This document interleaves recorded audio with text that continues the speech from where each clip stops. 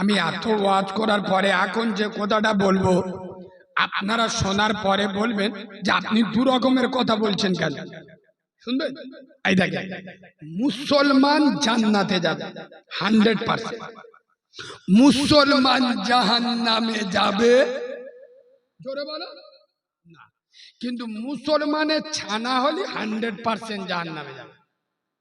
এবার বলো আমরা মুসলমান না মুসলমানের ছানা? কেন? মুসলমান নামাজি হবে, মুসলমান বেনামাজি জোরে বলো হবে না। নবী বলে যাচ্ছে মান তারাকা সালাতা মুতাআম্মিদান ফাকাদ কাফার। যারা ইচ্ছা করে, তোমার পায়ে কি সমস্যা আছে? যদি সমস্যা থাকে তো না, এটা বিয়াদবি ভাই, একটা আলেমের দিকে পা করে বস।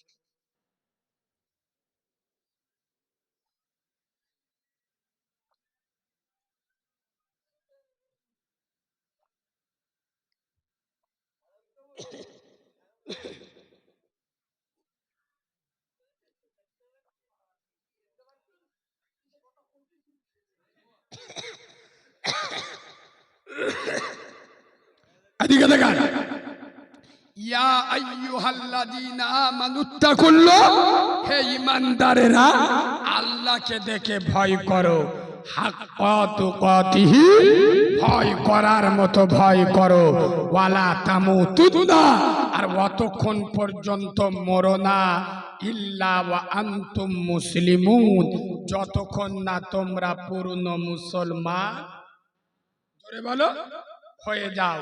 আচ্ছা, বেলডোবার মুসলমান জ্ঞানী মানুষ আমি জানি, আপনারা আমার একটা কথার উত্তর দিন। এবার ডাক্তারের বেটা হলি ডাক্তার হয়?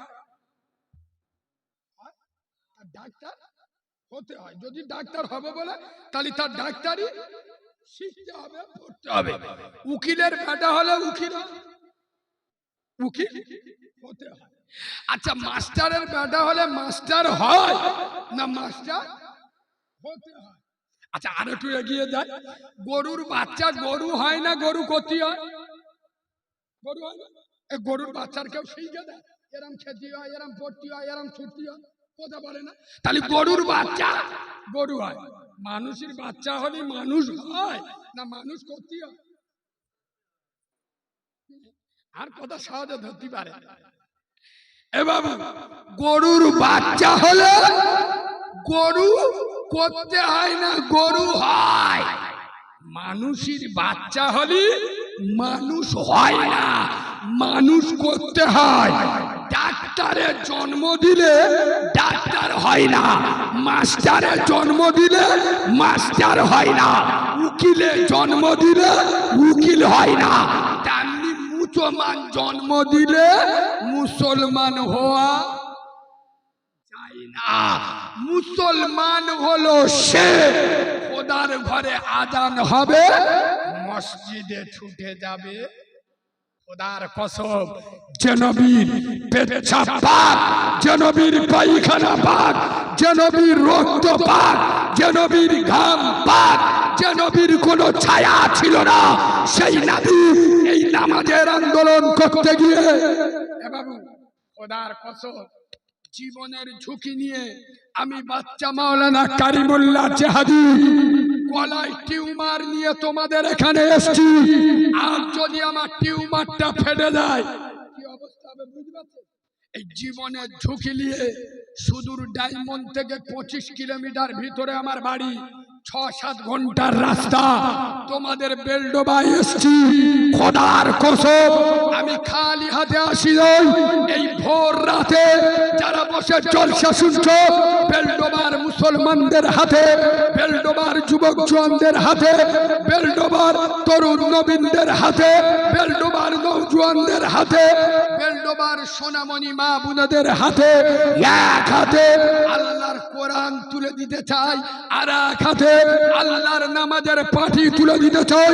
খোদার কসম যারা কোরআন মেনে নেবে আর নামাজের পাঠিকে সঙ্গী করে নেবে, এদের গায়ে হাত দেবে, পৃথিবীর কোনো মাল নয়, কোনো জাতি নাই, কোনো নেতা নাই, কোনো নেত্রী নাই, মুসলমানদের গায়ে একটা কাঁটার আঁচল লাগাবে।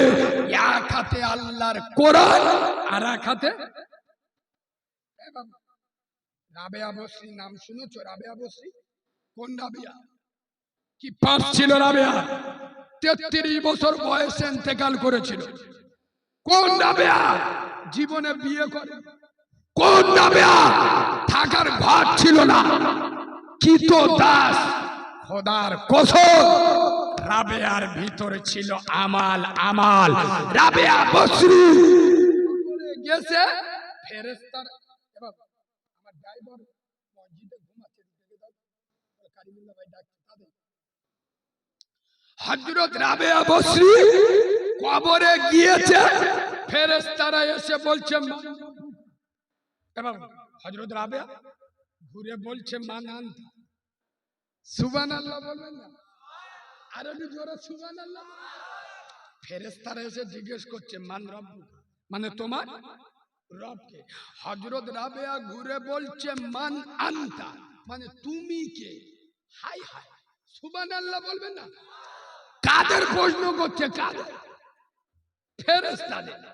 ইমানি পাওয়ার দেখেছে, ইমানি চর্চা দেখেছে।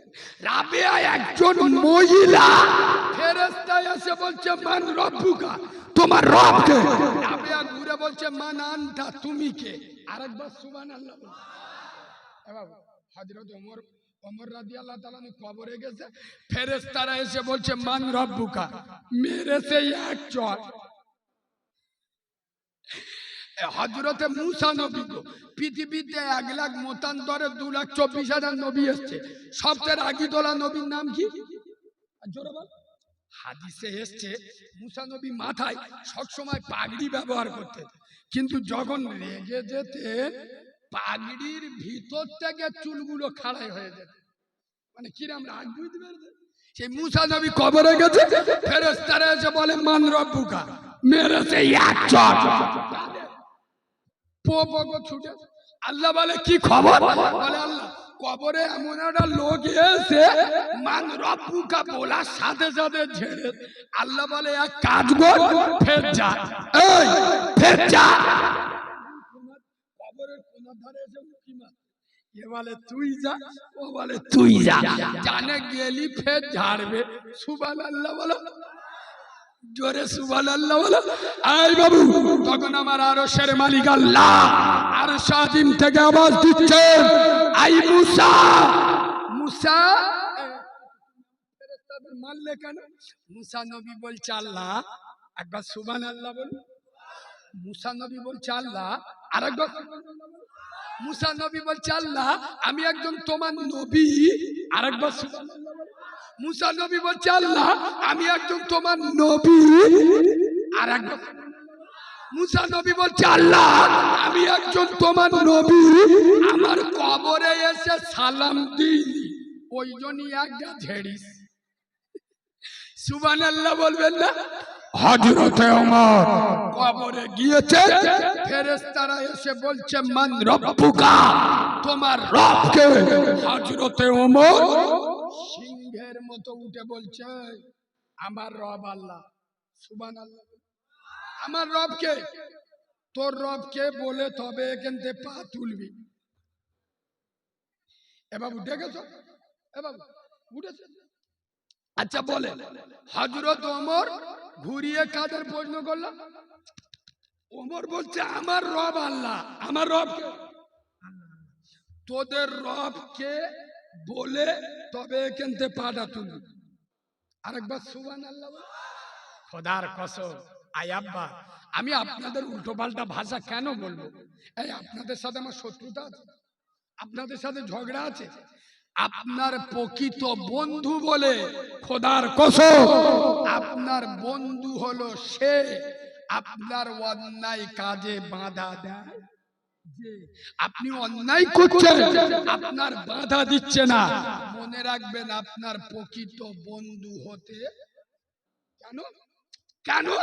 আপনার অন্যায়কে সাপোর্ট করছে। আচ্ছা বলুন, আমি কি কেরসা কাহিনী জানি না?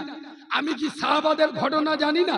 আমি তো 2 ঘন্টা বলে চলে যেতে পারতাম, কিন্তু আমি বিভিন্ন এমন পয়েন্টের উপরে কথা বলেছি যেগুলো আপনারা রেগে গেছেন। আমি জানি আপনারা রাগুন, কিন্তু খোদার কসম আমার কথাটা যদি একবার মেনে নেন, আয় আব্বা বিশ্বাস করুন হারাম খেয়ে ইবাদত করলে ইবাদত কবুল হবে? আচ্ছা আপনারাই বলুন, আমি যে কথাগুলো বলেছি আমার ভাষা হয়তো আপনার খারাপ লাগতে পারে, আমার একটা কথা আপনি ফেলে দিতে পারবেন? কথা বলে না? এই শোনো, এখানকার একটা ছেলে আপনাদের মসজিদের ইমাম সাহেবের কাছে গিয়ে, হুজুর আমার বাড়িতে একটা কুয়া আছে। কি আছে? ওই কুয়ায় একটা মরা ইঁদুর পড়ে গেছে, খুব দুর্গন্ধ বেরোচ্ছে, কি করবো? তা হুজুর বলে এক কাজ করো, ওই 70 বালতি পানি তুলে ফেলে দাও। ক বালতি? ও মাল কি করেছে, 70 বালতি তুলে ফেলে শুয়ে দেখতেছে দুর্গন্ধ যায়, ফের 70 বালতি তুলে ফেলে দেয়। ভাই খুব গুরুত্ব দিয়ে শোনেন, ওয়াজ কোথায় গিয়ে উঠছে। ফের 70 বালতি তুলে ফেলে শুয়ে দেখতেছে তখন দুর্গন্ধ যায়, ফের 70 বালতি তুলে ফের শুয়ে দেখতেছে দুর্গন্ধ যায়। কবার? কবার? 3 সাথে মানে 210 বালতি। মোল সাহেব ফেলতে বলেছিল ক বালতি? এবার মাল জব্দ হয়ে গেছে 210 বালতি পানি ফেলে। এবার আদলা ইট নে ইমাম সাহেবের খুঁজতে, ইমাম সাহেবের মেরে মাথা ফেটিয়ে দেবো। মোল সাহেবরা এত চিটিং বাজ, আমার 70 বালতি পানি তুলে ফেলে দিতে বলেছে, আমি 210 বালতি তুলে ফেলে দিছি, দুর্গন্ধ। আব্বা মোল সাহেবরা কি জিনিস তো এরা জানে না। আমি নবীর মেম্বারে বসে বলছি, এই 1 সপ্তাহ আগে আমার দক্ষিণ চব্বিশ একটা জলসা ছিল, আমি ওয়াজ করতে গেছি, একটা ইমাম সাহেব এসে আমার বলছে, কারিমুল্লাহ ভাই আমি এই মসজিদে আজ 22 বছর আছি। আরে তোমার জুতোটা দাও আমার মাথায় রাখি, তোমার মতো আল্লাহর ওলি নেই। কারণ একটা ইমাম 22 বছর একটা এলাকায় থাকা মানে বুঝতে পারছি। তা আমার বলছে, কালিমুল্লাহ ভাই আমি যখন ঢুকি আমার মাইনে ছিল মাসে 100 টাকা। কত? আর আজ আমার মাইনে কত হয়েছে তুমি যদি শোনো তো চোখ হলুদ হয়ে যাবে। তাই না? বলে হ্যাঁ। আমি কত বলো? ইমাম সাহেব বলতে 3।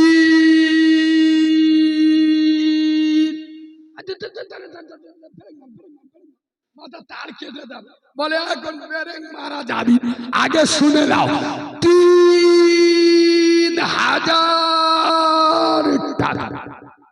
আল্লাহর কি রে বাবা, আমার অরিজিনাল চোখগুলো হয়ে ক টাকা মাইনে? কথা বলে না। রোজ কত? জোরে বলুন। যে ম্যাথরগিরি করে গুহাটকায় 1000 টাকা রোজ। এ জাতির উন্নতি কি করে হবে? যারা ইমামের থেকে ম্যাথরের মর্যাদা দেয় বেশি।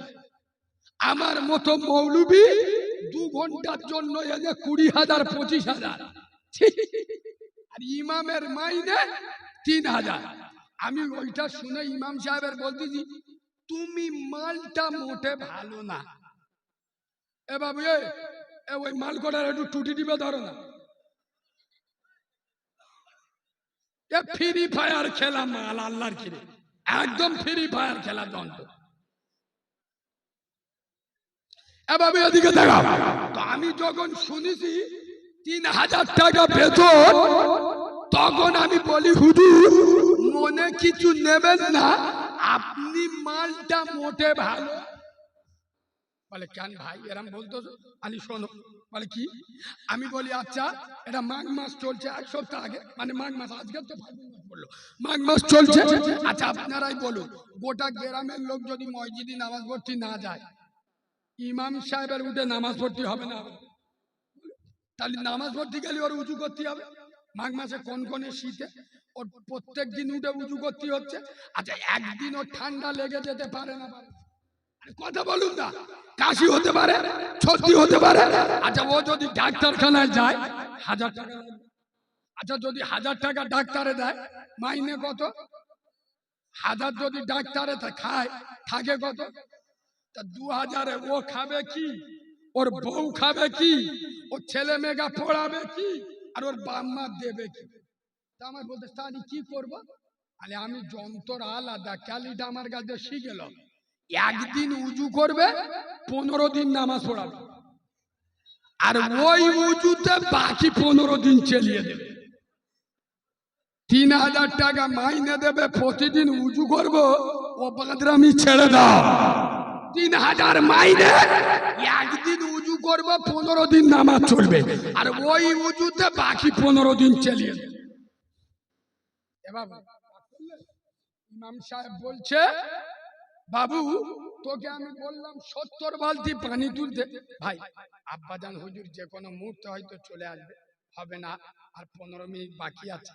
তার আগে 1 মিনিট, আমি এতিম ছেলে, ইউটিউবে যারা কম বেশি আমার দেখেছে, আমার মা নেই আব্বা, আমি যেদিন হয়েছি আমার মা সেদিনই মরে গেছে। আমার মা জীবনে আমার দেখেনি। আমার দাইমারা এখন বেঁচে আছে। আমার দাইমারা বলে, কারিমুল্লাহ তোর মা যে তোর প্রসব করে একবার দেখবে, আমার বেটা ছেলে হলো না মেয়ে ছেলে হলো, মালটা কেলে হলো না পরিষ্কার হলো, একবার দেখবে। সে সুযোগ আল্লাহ দেয়। তোর যে কোলেলে একবার চান্স আল্লাহ দেয়। মানে আমার মায়ের ফুল পড়েনি, আমার মা কয়েক সেকেন্ড বেঁচে ছিল, মারা গেছে। বিশ্বাস করুন, আমার এই 27-28 বছর বয়স, আমার জীবনে কোনোদিন আমার মার কথা মনে পড়েনি, কিন্তু আজ এই যেখান থেকে আমার টিউমার ধরা পড়েছে, আমার মার কথা আমার খুব মনে পড়ছে। আজকের আমার মা যদি বেঁচে থাকতো, খোদার কসম, এটা আমার ঈমান, এটা আমার বিশ্বাস, বড় পীর আব্দুল কাদের জিলানির থেকে বড় পীর আমার বাপ এবং আমার মা। খাজা মঈনুদ্দিনের থেকে বড় পীর আমার মা, খোদার কসম। সোনার বাবাজি কিতাবটা যারা নেবেন 30 টাকা করে নিয়ে নেবেন, খুব দারুণ মেয়েদের মশলা মাসাইল। একটু উঠে দাঁড়ান, নারে তাকবীর, সকলে উঠে দাঁড়ান, নারে তাকবীর।